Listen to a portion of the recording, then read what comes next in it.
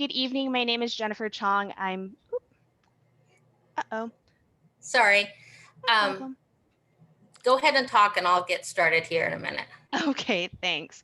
Well, good evening, everyone. My name is Jennifer Chong. I'm the Public Works Program Manager with the City of Half Moon Bay. With me, I have my colleague Veronica Vosenak, who's the Sustainability Analyst with the city. I already mentioned that we have an awesome interpreter online that's doing live Spanish interpretation. And we have two wonderful representatives from Republic Services, Travis Armstrong and Monica DeVincenzi, who will be providing the information that we have set up for you today in our What Goes Where workshop. Um, we have a pretty short agenda for you. Again, we're trying to make this as interactive as we can. We'll have a lot of time for Q&A at the end, and so we welcome you to put your questions in the chat or the Q&A, or if you're brave to come off mute at the end of today's webinar to ask your questions live. And Monica, if you wouldn't mind going ahead and changing the view.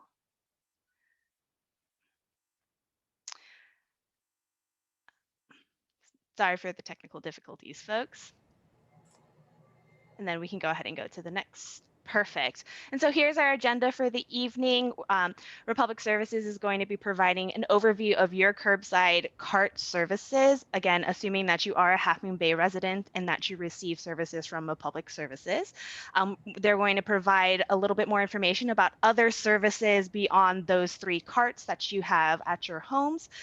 We'll provide a high-level overview of just where the state of recycling is and why we are having to make some adjustments to your services and why you might be hearing some new ordinances rolling out in the near future. And then the rest of the time is going to be Q&A with you. Again, we have a raffle at the end of the evening, so if you stick with us to the end, we are giving away 4 $50 gift cards, so a little bit incentive to stay with us through the very end. And with that, I am going to pass it off to Travis Armstrong, our General Manager for Republic Services, who's going to kick us off this evening. Travis. Thanks, Jennifer. Appreciate the introduction there. And to everybody out there, really appreciate you taking the time to join us this evening. It's important. It's a continuous education process. There really are a lot of moving targets. And what I mean by that is our regulatory environment, our political environment in Sacramento is constantly evolving. And likewise, our economy, right, especially with COVID, has changed the material makeups that we're seeing in the recycling markets. And it's also changed our ability to market some of those products. So again, just thanks for your time. I'll be pretty brief. As Jennifer mentioned, I'm the general manager for the Half Moon Bay collection operation, including service and just about everything that we do, including Ox Mountain Landfill up Highway 92. Prior to this assignment, I actually ran the recycling center over in San Jose and Milpitas for Republic Services. So when we talk about specific items this evening, and in particular, your questions at the end, I feel like I have a really good background on exactly what happens in that facility, where your recycling really goes, and I can, walk you through in detail how certain things are processed and why some things may not, although considered recyclable, they may not make it into the recycling. So, at the end of the day, the goal is really just to educate and improve the recycling, quality. In theory, if you folks as residents are reducing your waste by recycling more, in theory, you can reduce your container, your MSW, your trash container size, and hopefully save a little bit of money. And also, we have the ability to reduce contamination in the recycling stream, which at the end of the day is just best for the environment overall. And look, we're here to, educate, but we're part of the community. I live right up the road. Our drivers live in the community, and we're here to be true community partners. And with that, we do have a staff that is dedicated to outreach and education. So if you have questions beyond what's here today and you don't feel comfortable asking them in the Q&A portion, then please reach out to our email address or the city email address, and we'll be happy to walk you through that stuff one-on-one. With that being said, thanks again for your time, and I will pass it to Monica, who heads our public outreach section. Thank you. Thank you so much, Travis. And thanks again for joining us tonight. I apologize for the little bit of technical issues we had at the beginning, but let's get started. So our services really are focused around 3 carts that you have at your home. And the first one we're going to go over is your blue recycle cart. And the things that go inside your recycle cart are shown in the picture, but they're primarily things like cardboard, magazines, newspapers, office paper, milk and juice cartons, glass bottles and jars, plastic containers that have the recycling symbols on them, and various types of aluminum, tin, metal cans, aluminum foil, and that sort of thing. The thing that we want to stress here is for any of the containers, we want them to be empty, clean, and dry. And what that means is you don't have to fill up the container full of water, just a little bit at the bottom, shake it and dump the material out, so that the plastic jar or the glass jar or whatever doesn't have a thick coating of peanut butter, mayonnaise, or whatever else it might have held, because where these materials go, a lot of the processing is done by machines, cameras, scans, those sorts of things that identify it based on how clean and empty it is. And so it has a higher chance of being recovered and recycled ultimately. Next is our green cart, the compost cart. And this is for things like food scraps, fruits and vegetables, bones and shells, coffee grounds, filters and tea bags, food and beverage soiled fiber products. These include things like your pizza boxes, your food takeout containers that I know a lot of us have been doing this past year, especially with the pandemic, paper towels, wooden utensils, and waxed cardboard. Now, one of the things I do want to point out here is that the city of Half Moon Bay has passed a disposable foodware ordinance that is going to be going into effect this summer that primarily affects restaurants. But what it does is it requires those businesses that serve food or take out food to use only those items that are reusable or compostable and accepted in our programs for things like knives, forks, plates, containers, that sort of thing. So you'll be seeing and hearing more about that. And Jennifer is going to be dropping in information in the chat on where you can go to get more information if you are interested in the disposable foodware ordinance. Moving on from compost is your gray or black garbage cart, which should by and large be your smallest container. And it's really for those things that you can't recycle or compost, things like your glassware, bagged animal waste, diapers, soup and juice boxes, snack bags like your chips and things, wrappers, definitely disposable masks and gloves. That's one of the things that we've been seeing a lot of since the pandemic started, that people think they might be recyclable or even compostable, and they're not. They belong in the garbage. And then there's also things like styrofoam food containers and packing peanuts. So beyond the cart, we have a number of programs and services for residents to further properly manage the materials that that you may have at your home. We do have 2 annual bulky goods collections where you can call or email us and schedule those at no additional cost. We have a used motor oil and oil filter recycling, battery recycling, and this is for household batteries and button type batteries that you find like in hearing aids and such. The one thing I want to point out about batteries is that please tape your 9-volt batteries, the connections, and your button type batteries, tape them individually before you place them together with other batteries in a zip top type bag. And the bags now go on the top of your gray or black garbage cart. They don't go on the blue recycle cart anymore. And that's because there's been a number of fires from batteries at the sorting plants where the recycling ends up if batteries accidentally end up in the recycling. We do have e-waste events. We just had one for Earth Day last weekend out at Smithfield, but we also accept e-waste for no charge from residents from Half Moon Bay at our Ox Mountain landfill, just off of Highway 92 right there. All you need is a current ID and Republic Services garbage bill or proof of residency. So again, the program is for Half Moon Bay residents, and that's year round in addition to the events that we do.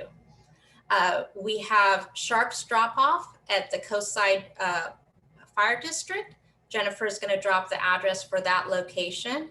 And there is a medicine disposal program as well at the Sheriff's Department. Jennifer will be adding that information as well. And then we do compost giveaways and document shredding events at least twice a year. We just had them again this past weekend. So keep an eye out. We advertise those in the newsletters, the city's website, and Half Moon Bay Review. So now I'm going to switch over to a little bit about what Travis started talking about, the state of the recycling industry and legislation. One of the things that we've been talking about for a couple of years now was China's national sword policy, which went into effect back in 2018. China happened to be at that time the largest importer of recyclable materials from throughout the world. Because they didn't have a lot of the material themselves. But what happened was they made the decision to improve the conditions of their country and their climate. And so they put in some very strict measures related to the types of materials they were going to accept or the contamination level of the material. And by contamination for us in our world, that means things that are placed in recycling or organics that don't belong in that particular container or stream. So if there was a lot of food waste, let's say, going into the recycling paper, that was something that was an issue for them. So they stopped it, and it basically turned the whole industry upside down, not just us in Half Moon Bay, but the entire recycling industry. Then you add COVID and the pandemic, which shut down a lot of the ports and everything else. So the recycling stream has a long way to go to recover. And so that's why we're really focused on making sure that only those materials that are accepted in the program are placed in your carts and to watch the contamination. Excuse me.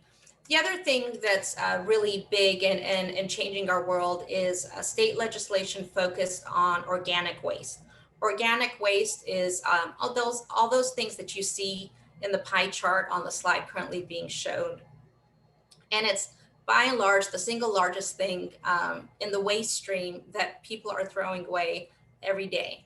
And so the state is moving forward with legislation known as Senate Bill 1383, which goes into effect January 1 of 2022, which requires all businesses, residents, and apartments and complexes to recycle their organic waste or food waste. So you'll be getting a lot more information on that. But because of these things and these endeavors, one of the things that we've been stressing a lot is this notion of when in doubt, throw it out. Excuse me. When we first rolled out this program to residents in 2018, prior to National Sword really kicking in, and even before then, what I used to tell people was, if you're not sure where something goes, put it in recycling because there's a good chance we'll find a market for it to recycle it. because of China's national sword and other endeavors by markets to really look at what is being accepted, and the market's changing constantly, we want to be really careful about what we are sending to them and shipping out.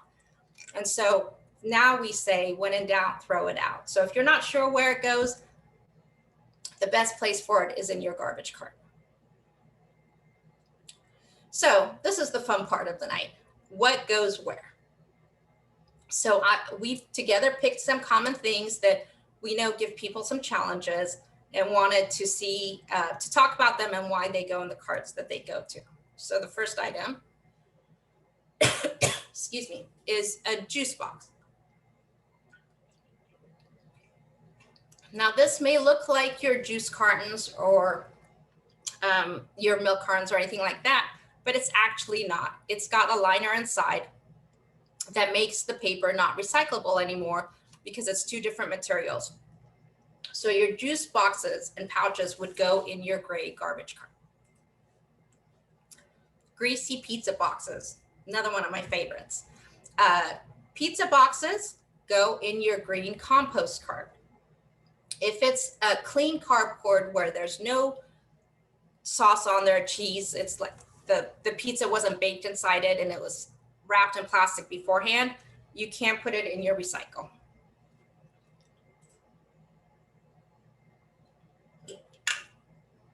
Wrappers, any kind of wrapper, anything that crinkles belongs in your garbage cart. It's not recyclable, it's not compostable. There's the mask again. That goes in your garbage. Now here's a milk carton. The difference between this and the juice box that came up earlier is that the milk carton does not have that foil liner on the inside, so it goes in your recycling. This one, I'm not sure if Joyce was able to join us tonight from Kenyatta Cove, but this one's special for her. This is a pastry box, and it's got two different materials. It's got the paper that the box is made of, and then the plastic film, the window. So to properly recycle this, you need to remove that plastic window. That would go in your gray garbage cart. And if the box is greasy, then it should go in the compost cart. But if it's a clean box, then it can go in your recycling. Batteries. Again, this is just a reminder that the batteries need to be placed in a Ziploc type bag and placed on top of your garbage cart. Glass bottles and jars. The reason why this is on here is just to stress that we want containers to be empty, clean, and dry. If you have this much material, jam or peanut butter or mayonnaise left in it, the machines and equipment that sort this material will not recognize it for what it is, and it will probably get sorted into the wrong container or category. Styrofoam meat trays, any kind of styrofoam packing peanuts, meat trays, food containers belong in the garbage. They are not accepted in our recycling. And film plastic. These are things like your bread bags, your grocery bags, and then in the middle is basically your saran wrap or stretch wrap. While we do take these in our program, there's a couple of things to them. In order for the saran wrap to be recyclable, it has to be absolutely clean. It cannot have any kind of food contamination on it or food residue. So, and for most of us, that's not the case. If we use any type of saran wrap, it usually means it was wrapped around food and it needs to go in your garbage. Your grocery bags and your bread bags, dry cleaning bags, those kinds of things, the bags that stretch, not any kind of crinkly plastic. If you do put them in your recycle, they need to be bagged inside of each other so that hopefully they can be pulled out of the processing of recycling before it gets too far down the facility's operations. Ideally, you don't have these bags, or if you do, you bring them back to the grocery store where they have dedicated containers just for recycling plastic bags. There's those gloves. Again, disposable gloves belong in the gray garbage cart, not in the recycling or the compost. Now, many of you probably cook or get soup in these carton boxes, like the Juicy Juice box. These again have a liner, so they belong in the garbage cart. One way to kind of tell whether it can go in the recycle or not is if the carton is in the refrigerated section of your grocery store, then once it's empty and clean and dry, it can go in your recycling. But if it came off a regular shelf and wasn't refrigerated, it belongs in the garbage. And the last thing is chip bags or snack bags or anything kind of like that. They do go in your garbage, not in your recycle or compost. And it could be the family size, the little size. It doesn't matter. They're not recyclable. So the biggest traps and tips is that there's this disconnect between the people who make the containers or the bags or the products, and then the ones that are actually recycling it. So the ones that are making it will put a recycling symbol on there or say it's recyclable. But they haven't talked necessarily to the ones that are taking this material and recycling it. So while it might say it's recyclable, it might not be accepted in the program. So always verify. And again, when in doubt, throw it out. There's also a lot of things that are out there that are called bioplastics, where it's two different types of materials, like a plastic mixed with some sort of potato ware or that sort of thing. And then they say it's compostable. Because it's two different types of materials, it makes it not recyclable and not compostable. And it ends up needing to be placed in the garbage. So all this does really is confuse the consumers, and it's not your fault. We're always asking each other. I'm always asking Travis for, hey, what about this container? Or what about this material? Because the manufacturers are always looking for newer, easier, cheaper ways of packaging a lot of the items. And so what we're here to do is to answer your questions. For compostable in our programs and services, we ask that you look for it to say that it's BPI certified. And it has this little logo. It might be just the little green circle without the words BPI. But if it has those, then it is accepted in our program, just like the green BPI bags that we accept in our food waste program for those that like to bag their green waste. Best is to use reusables wherever you can. And remember the R's that we always talk about. Reduce first, reuse where you can, recycle, and rot, which is compost, lastly. So with that, now it's your turn. Ask away any questions. Please either drop them in the Q&A or the chat, or raise your hand, and Jennifer and Veronica will flip it over and we'll do our best to answer your questions. Great. Thanks, Monica. Go for it, Travis. I saw that you received a question, so why don't you go ahead and read it out and answer it for our group today? Yeah, so the question came in from senior co-signers. Great question, and it was about if we have a milk carton and it doesn't have the plastic screw top, can that go into the compost? And the answer is, in short, it's no. But I think it's important you understand why. So our composting process kind of uses a traditional windrow type process where we kind of control the environment, but it sits and as it composts, the temperature raises. And that temperature can be anywhere from 120 degrees where compost starts into the 160 degree range while it cures over about a 90-day period. When you introduce items like these milk cartons into that system, keep in mind that those milk cartons are meant to be kind of moisture and heat resistant, right? That's what keeps them fresh. That's what keeps them from spilling out all over the shelves at the grocery store. So that also means they're resistant to the moisture that we add to the compost for that portion of the process. And it also kind of inhibits, and it doesn't break down in that temperature. So while they may be recyclable, those milk cartons are not compostable. So hopefully that answers your question. If you have additional or follow-up questions, please enter them into the chat box and we'll go from there. Great, thank you, Travis. And we did have another question wondering about compostable dog poop bags. If the bag is compostable, is it okay to put the poop in the green bin? No, no pet waste or human waste or any products that touch bodily fluids, that sort of thing, belong in the compost. It does need to go in the garbage. And I'll add just a little bit more. So a project that I'm working on is, I think it's important that we understand the agricultural communities around us. And down the road, I would like to say that our green waste and organic compost that we're all doing a good job of and being stewards of the environment goes to a compost facility.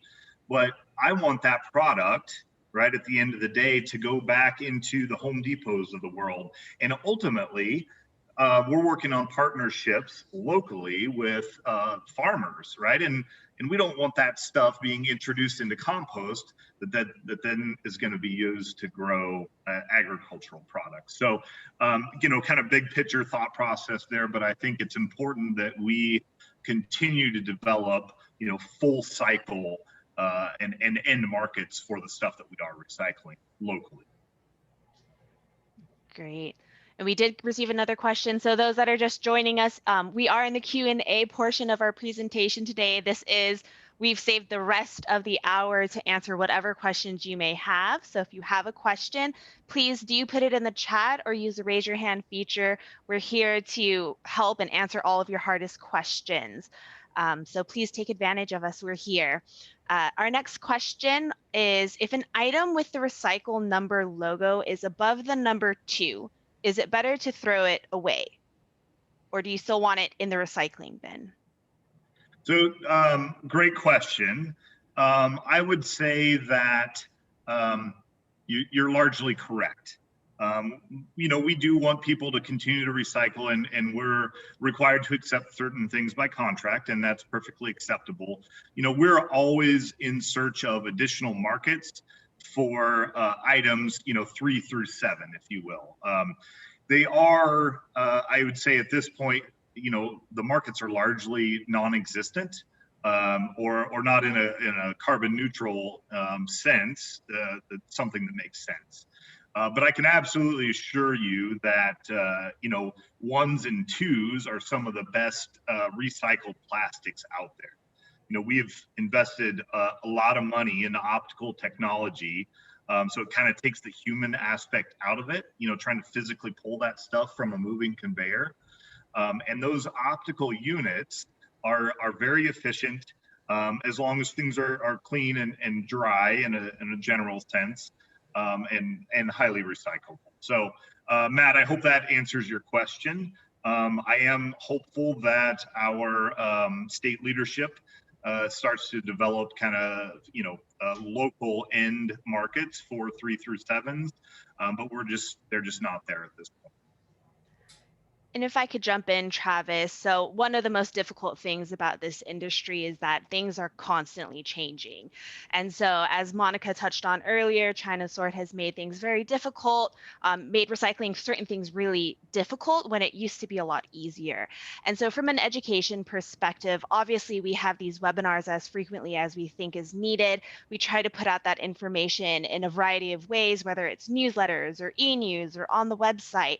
But with things constantly changing, us on the education side, we have concerns about, it changing too quickly and people getting confused and frustrated. And so to be clear, our program in the city of Half Moon Bay does accept all of your plastics up through, I believe, number 7. Is that correct, Travis? Yes. Correct. And if it goes into the blue bin, Republic Services is really great about making sure that that material is sorted and then held until they're able to find a market. So it doesn't go into the landfill, which is again why we tell people that we do continue to accept plastics 1 through 7. Part of the challenge in the solid waste industry is just finding that back end market to accept it. But for those that really want to dig into the details, you might come to one of these webinars a year from now, 6 months from now, and we might be telling you a whole different story. And so we try to keep the messaging really simple, plastics 1 through 7, again, with the hope that one day all of those materials will be recyclable. But that's probably more than you wanted to know, but we figure you're here for a reason. So let's give you what you asked for. Travis, Monica, did you have anything else to add on that front? I would just add that, at the end of the presentation, there's some contact information there, and please, we have folks standing by to answer those questions at any time, whether it's tonight or, 3 weeks from now or 3 months from now. That's part of the service that we provide, and we're here to help and educate the best we can. Yeah, and part of the challenge that Jennifer mentioned is the educating people to separate their plastics or their glass bottles or newspapers or whatever. It's taking us a long time to get to where we are with that education and outreach, and because the dynamics are changing, and like I mentioned, National Sword really kind of turned the whole industry upside down. As we wait and see and look for markets, we have a whole team dedicated that's all they do, is they try to find the best, most viable markets that are sustainable, but are also doing the right thing with the materials that they are sending. It's a commodity like anything else. And so we want to make sure we do the right thing, but we also don't want to confuse folks and say, this month, these are accepted. 6 months from now, they're not accepted. And then another 6 months later, say, oh, wait, no, they're not accepted again. So we haven't changed the information on what's accepted in our programs. We're just managing the materials on our side after we get them from businesses and residents. And we had a couple more questions come in. So first one, is garbage from Half Moon Bay used to produce energy or biofuels? Great question. So Ox Mountain Landfill invested early on, and we've got quite an extensive infrastructure, and it's centered around burning methane to produce energy. There's a pretty significant amount of energy that goes back out from Ox Mountain Landfill, and we do it in a way that destructs that kind of contaminant methane, right? And then pushes power out through PG&E to other jurisdictions that have purchased that. So, the other thing I would add is that while some locations are investing in biofuels, we're performing a pilot project up in Richmond at one of our Republic facilities where biofuels are the ultimate goal, but that's a different type of landfill. It's actually a hazardous waste closed landfill. The other thing we look at is the amount of capital investment and where the direction is going. So if any of you folks are following natural gas on the coast and that form of energy usage, and even if it is in a renewable sense, there's mixed opinions on where that's going to go.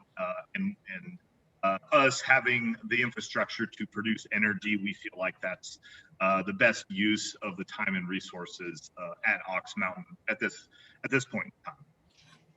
But one thing, if I can just clarify, is the methane that we're converting into green energy, which is what the end product is not from us burning the garbage that we receive from Half Moon Bay and neighboring communities. The methane is the byproduct of the material decomposing inside the landfill. It produces this methane gas. And so what we found is this great solution of turning it into green energy instead of just flaring it and having it go back into the environment as just clean byproducts. So we found an alternative use for it, and it powers quite a number of homes on the peninsula side, and it's a great operation, but it comes naturally from the breakdown of the materials inside the landfill. Great. So we did get a couple more what goes where kind of questions. One is takeout boxes that seem to be thin cardboard but have a shiny interior. Where does it go? So it comes back to what kind of liner is inside. If it's a plastic liner, then it becomes garbage, unfortunately. But if it's more of a wax coating, that can get composted. And we recognize it's very hard to tell a lot of times, but the thickness of that plastic really does stand out compared to something that's been waxed. So, but if you're not sure, always my contact information is at the end as well. Feel free to take a photo, send it to me, or if you happen to see us at an event, shoot me an email or bring it with you, or if none of those options are available, again, when in doubt, unfortunately, throw it out. Great. Similar question, black takeout food containers, where do they go? We do not accept black plastic in our programs and services for recycling, so those do go in the garbage. Thanks. So flipping back, Hope from Senior Co-Siders did have some follow-up questions just about the dog poop and wanting to understand, if the composting process is hot enough to be able to break down some of these other organic materials like chicken bones. What is the thought process? Can we expand on that a little bit more about why dog poop can't go into those green carts? Yeah, so I would say there's a little bit of a perception issue there, but the bigger item is that our compost is regulated by California Department of Food and Agriculture, right? So there's extensive testing that's done on all of our outbound materials, right? And they test for those parts of those constituents, and they've said those are not acceptable items in that stream. It's like you can buy chicken manure or horse manure and you use that in your gardens, but you don't see dog manure or cat manure for using in your gardens. It's the pathogens of it are just not the same. Same with bodily fluids and human waste. Got it. And Hope, I would encourage you, if you wanted to follow up with that in greater detail, let's definitely get you connected to Monica and Travis offline, because I'm sure there's a whole science behind all of that and a bunch of regulations probably that I don't know if we want to go into that at this particular webinar today. But yeah, thank you so much for the questions. Hopefully we answered some of that. Shifting back to some what goes where questions. Starbucks cups, where do they go? Starbucks cups go in your compost, but not the lids, not any of those materials that come to them. Again, places like coffee shops are trying to be more sustainable and environmentally responsible. So they're really looking at what they are using, and with the city's disposable foodware ordinance, that comes into play in these kinds of situations as well. So the shift is to really try to move either to reusable or compostable for foodware type of materials. Great. And then we got a question actually about Ox Mountain and just about what is the predicted lifespan of Ox Mountain? Another great question, and a bit of a moving target. Again, right? We've got Senate Bill 1383 that's coming out, and that's meant to reduce the level of organics that go into that landfill. So depending on some of the legislation, that could increase the life. But right now we're about, I think the last estimate was about 18 years of life, given kind of 2019 numbers, 2020 numbers, but it doesn't take into account COVID. So, we potentially gained a year to 2 years because of less commercial waste. So again, a moving target, but I'd say 18 to 20 years is about where we sit right Great. Another what goes where question. And actually, I want to just remind folks again, if you forget any of the information that we're sharing tonight, this is being recorded both in English and Spanish, and it will be available on our website. So don't feel the need to be taking copious notes or committing all of this to memory. Again, we are here to support you, whether it's today, tomorrow, a month from now, a year from now. So please do use this as a resource. We are here to help the community. But Monica, a question about plastic bags. Where do they go? Do you mind just repeating that from earlier in the presentation, please? Sure, absolutely. So ideally, we don't use plastic bags, but if you do have them, the best solution is to bag your bags and bring them back to the grocery store where they have dedicated containers for just plastic bag recycling. And what happens at the grocery stores is they haul the loads of plastic bags separately back on empty loads. And so that material stays really clean. The film plastic recyclers, which is what plastic bags are produced by and processed by, the plastic bags have to be really clean in order for them to be recycled. But if you think about it, by the time the plastic bags go from your home in your cart into our trucks with all the other materials, emptied at a recycling plant, up the conveyors, churned into other equipment, the chance of those bags staying clean or not getting caught on equipment are very slim to none, or very challenging. So there's a high chance that it will actually end up being contaminated or garbage at the end of the day. So that's why we say try not to use them, but if you do, bring them back to the grocery stores where they stay separate from any other material. Great. This might be a question more for Travis, but can we talk a little bit about the construction material like wood? Is this recycled at Ox Mountain, and what does that process look like? Yeah, so we get all kinds of different streams at Ox Mountain, and typically your construction and demolition material is, there's kind of a mixed component to that, but there's also some clean concrete, used brick and things like that.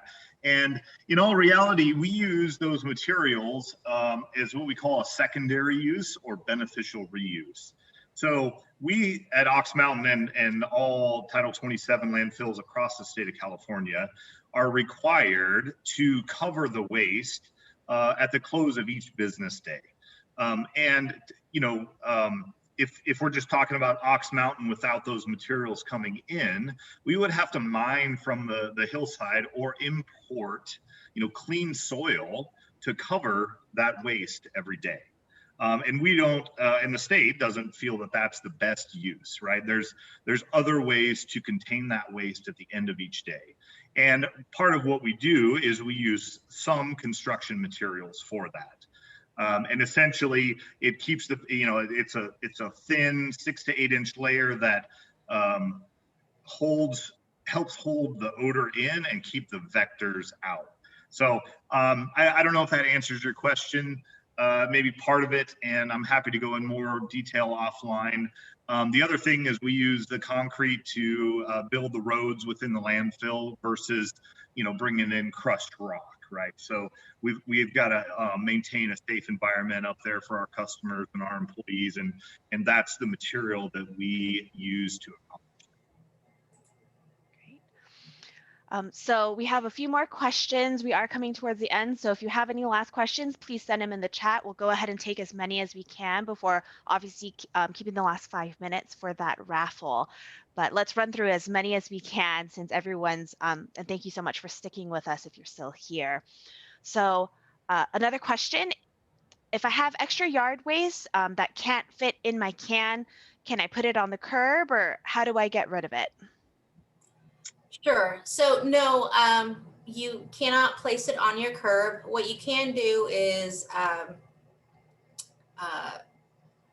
you get 2 on-call bulky collections annually a year, so you can set it out as part of your bulky, but that does require a bulky appointment with us, or contacting us to schedule an extra pickup of your green waste, or renting an additional cart for us from us for the green waste.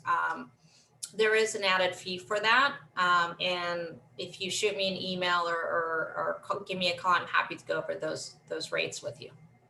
And I would add that there's a couple other things we can do. There are yard waste acceptable bags. The hardware typically sells them. And if it's in a small enough size and you call ahead, we can take care of that for you. There is an additional charge, but the dimensions need to be small enough as to where we can put it back in the can.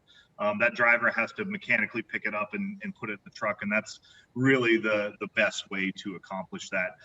But always, reach out, and if we can help you out and accomplish your additional yard waste efforts, then we're happy to accommodate. And Monica, why don't we go to the contact slide, just so that way that's up on the screen in case people aren't able to get their questions in today.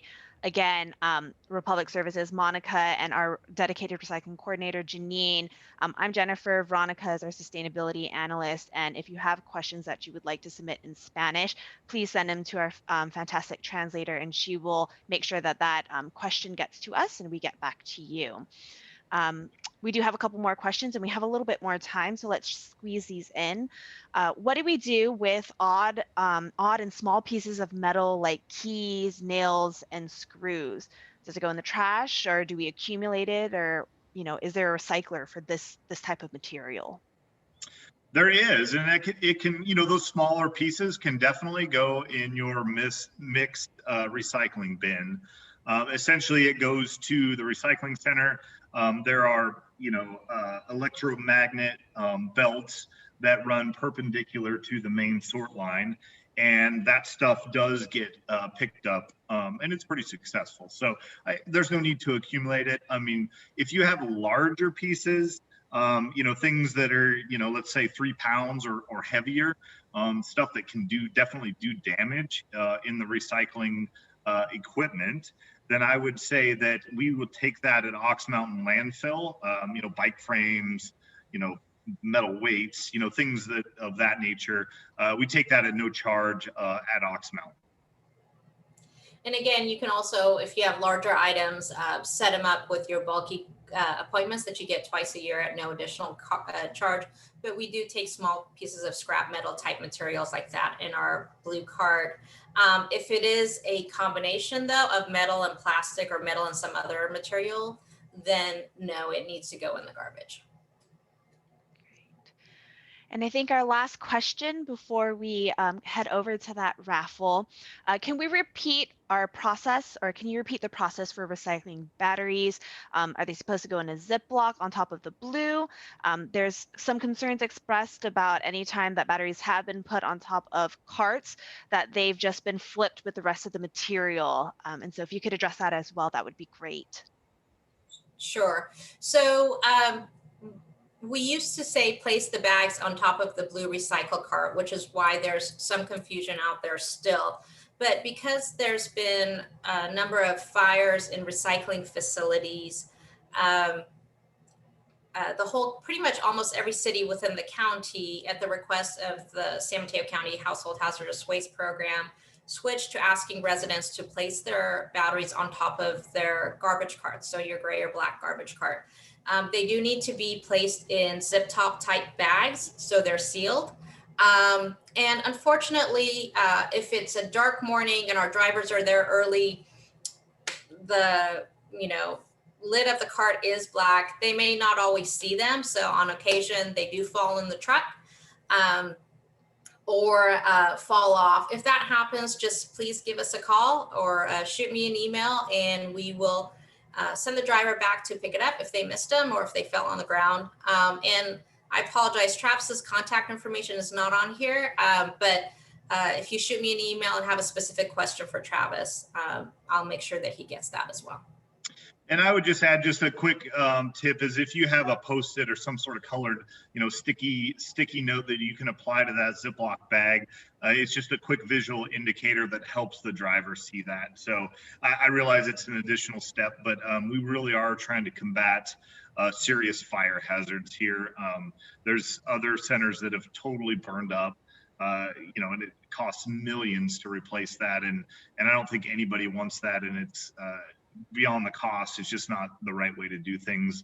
There's a ton of kind of, I won't say raw materials, but materials in batteries that we can recycle and keep it out of the landfill at the same time.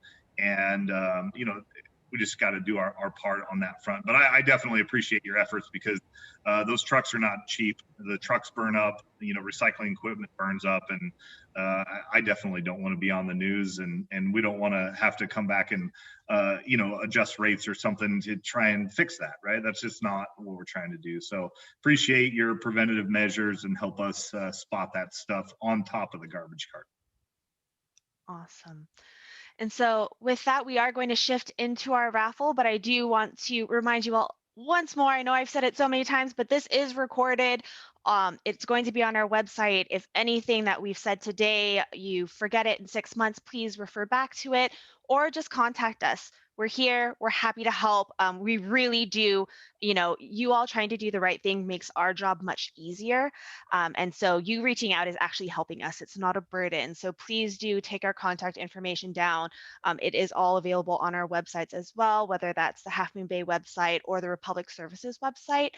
We really are here to help, and we do want to hear from you.